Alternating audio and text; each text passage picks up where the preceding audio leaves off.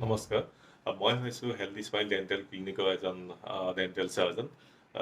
মই আজি আপোনালোকৰ লগত ডেণ্টেল ষ্ট'ন বা দাঁতত পাথৰ জমা হোৱা বা তাৰ দ্বাৰা ডেপজিট হোৱা ওপৰত মই কিছু ব্যাখ্যা কৰিব বিচাৰিছোঁ। দাঁতত পাথৰ হোৱা বিষয়ে আপোনালোকে নিশ্চয় সকলোৱে গম পায় যে ভালকৈ পৰিষ্কাৰ পৰিচ্ছন্নতা বা পৰিষ্কাৰকৈ দাঁত ব্ৰাছ কৰি নৰখাৰ ফলত দাঁতৰ ভিতৰৰ পিনে বা তলৰ গুৰিৰ অংশত পাথৰ জমা হোৱা দেখা যায়। যিখিনি খোৱা বস্তু জমা হৈ থাকে সেইখিনি কেলচিফাইড হয়, ডাঙৰ ডাঙৰ পাথৰৰ নিচিনা টুকুৰা তাত জমা হৈ থাকে। তেনে হোৱাৰ ফলত গাম ইনফেকশ্যন হয় আৰু ক্ৰমান্বয়ে পেৰিডণ্টেল ইনফেকশ্যন হয়, দাঁতখিনি দুৰ্বল হৈ যাব ধৰে।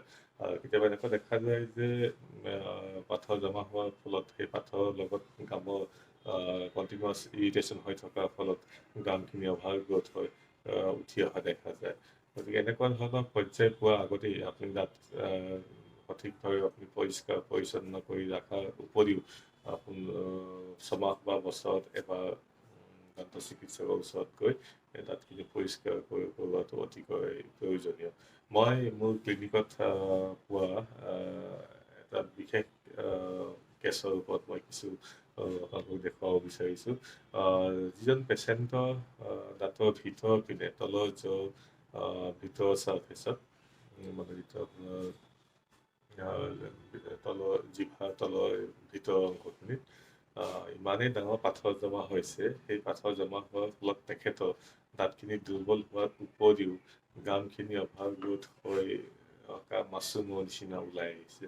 গতিকে এনেকুৱা ধৰণৰ পেচেণ্টৰ ওপৰত মই কিছু চিকিৎসা কৰিব যোৱাৰ আগতে মই বহুতখিনি যাৱতীয় বস্তু আগতীয়াকৈ চাই ল'বলগীয়া হয়। যেনে তেখেতৰ ব্লাডৰ ষ্টেটাছ, যেনে thyroid, sugar level, blood pressure ইত্যাদি চাই লোৱা হয় আৰু বিভিন্ন যাৱতীয় যিখিনি কৰিব লগা হয় বা বন গছ হৈছে নেকি সেইবিলাক পৰীক্ষা কৰা হয়।